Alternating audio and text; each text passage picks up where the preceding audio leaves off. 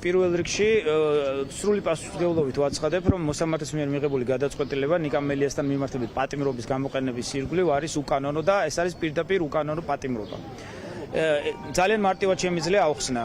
დღეს პროკურორმა მოითხოვა ნიკა მელიას მიმართ დაპატიმრება იმ მოტივით, რომ საქმეში არსებული მტკიცებულებები მტკიცდებოდა, რომ იმ 30 დღის განმავლობაში და ეს 30 დღე გადიოდა გუშინ ღამის 12 საათამდე ნიკა მელიას ჰქონდა შესაძლებლობა გირაოს გადახდის და მან ეს შესაძლებლობა არ გამოიყენა. ჩვენ დავამტკიცეთ სასამართლო პროცესზე, რომ ნიკა მელიას აღნიშნული შესაძლებლობა არ ჰქონდა, განსაკუთრებით ბოლო რამოდენიმე საათის განმავლობაში, სურვილის არსებობის შემთხვევაში, რომ გადაეხადა გირაო. იგი იყო დაკავებული, გატაცებული და სურვილის არსებობის შემთხვევაშიც კი გირაოს გადახდის საუბრობ, მას აღნიშნული მოუსპო მასთან მიმართებით ჩატარებულმა უკანონო ოპერაციამ. და ეს სურვილი არსებობდა? ეს ამას აბსოლუტურად არალეგიტიმური კითხვაა. მოსამართლეს სურვილებზე კი არ უნდა იღებდეს გადაწყვეტილებას, მოსამართლე უნდა იღებდეს გადაწყვეტილებას ფაქტებზე. და თუ ფაქტი არ არსებობს, არავინ არ იცის ნიკა მელიას რა სურვილი ჰქონდა ბოლო რამდენიმე საათში. პირდაპირ გეუბნებით, რას აპირებდა ძალიან გთხოვთ. თუ მე როგორც იურიც მეკითხებით, გცემთ პასუხს, როგორც არის ეს კანონით გათვალისწინებული. როდესაც მოსამართლე და პროკურორი სურვილებზე იწყებს საუბარს, როდესაც მოსამართლე პატიმრობის გადაწყვეტილებას ამყარებს სავარაუდო სურვილზე და არავინ არ იცის, კიდევ ერთხელ ვამბობ, დღეს არავინ არ იცის, რომ წარმოქმნოდა სურვილი ნიკა მელიას და კანონის მოთხოვნაა ეს. რომ წარმოქმნა სურვილი ჰქონდა თუ არა მას შესაძლებლობა გირაოს გადახდის. არ ჰქონდა. გატაცების საქმეზე რას აპირებთ? რაც შეეხება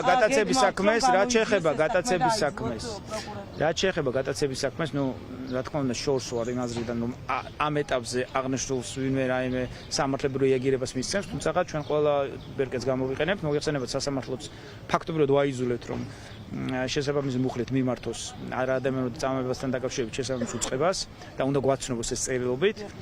ეს გახდება საფუძველი გამოძიების დაწყების და თუ არა ახლა რამოდენიმე თვეში ან რამოდენიმე ხნის შემდგომ აუცილებლად მიეცემა ასე ვთქვათ რეაგირება. დაზიანებასთან დაკავშირებით ერთ-ერთი ჩემთვისაც არის ცნობილი, ეს ხელის არეში ჰქონდა დაზიანებები, გუშინაც აღნიშნა. გიორგი ნიკა მელიას ქმედების შემდეგ, როდესაც მოსამართლეს შეასხა წყალი, რაიმე სამართლებრივი რეაგირება მოყვა ეს ან ნიკა მელიას დაიწყო ამ მიმართულებითაც მოყვა. სამართლებრივი რეაგირება, რაც მოყვა, ჯერჯერობით მოსამართლემ გამოაცხადა, რომ ამის გამო ნიკა მელია არის გაძევებული სასამართლო პროცესიდან. ეს სამწუხარო ფაქტი იყო და მეთანხმებით, ახლა ჩვენ ყველა იურისტები ვართ და რა თქმა უნდა, ერთი შეხედვით ძალიან სამწუხარო ფაქტია, თუმცა როდესაც ნიკას ერთი წუთით რომ ნიკას ადგილზე წარმოიდგინოს ვინმე მთავი, როდესაც ადამიანს თვეების განმავლობაში უკანონოდ ექცევიან, იტაცებენ, შეურაცხყოფენ და სასამართლო ნაცვლად იმისა, რომ ინტერესდებოდეს მასთან მიმართებით განვითარებულ უკანონო მოტივაციით და პირიქით არ ცდილობდეს მის დაპატიმრებას, ნუ ალბათ ძალიან ძნელი არის ნერვის და საქციელის კონტროლი. აი ეს არის ჩემი პოზიცია.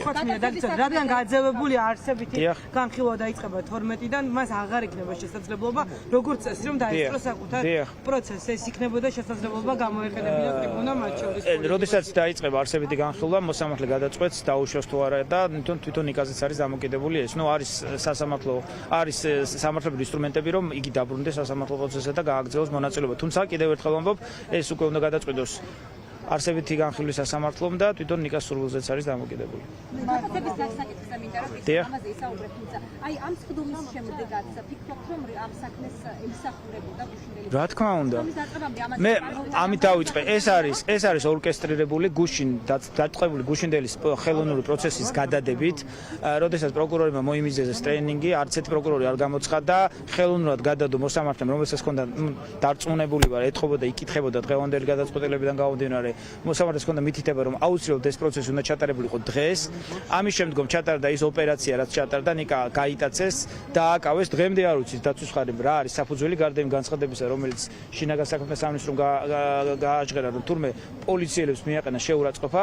მე დარწმუნებული ხვალ გადმოგცემენ ოქმებს, სადაც იტყვიან, რომ საპატრულო პოლიციამ გააჩერა და ნიკა მანქანიდან აგინებდა. ოღონდ არც კამერა იქნება, არც სამხრეთ ჩანაწერი იქნება და იქნება უბრალოდ მოწმეთა ჩანაწერი. პოლიციელები ამ დროს არ ვიცი, ვერ გეტყვით. ვინაიდან თქვენ აქცენტს აკეთებთ წარსულის ეპიზოდებზე, თქვენ ყველაზე უფრო ინფორმირებული ხართ აქ სხვა მედიებთან შედარებით და სავარაუდოდ გასაგებია იმედმა გითხრა რომ წარსულ ეპიზოდებზე ალბათ რაღაც მისი წარსულიდან რაღაცას ამოიღებენ.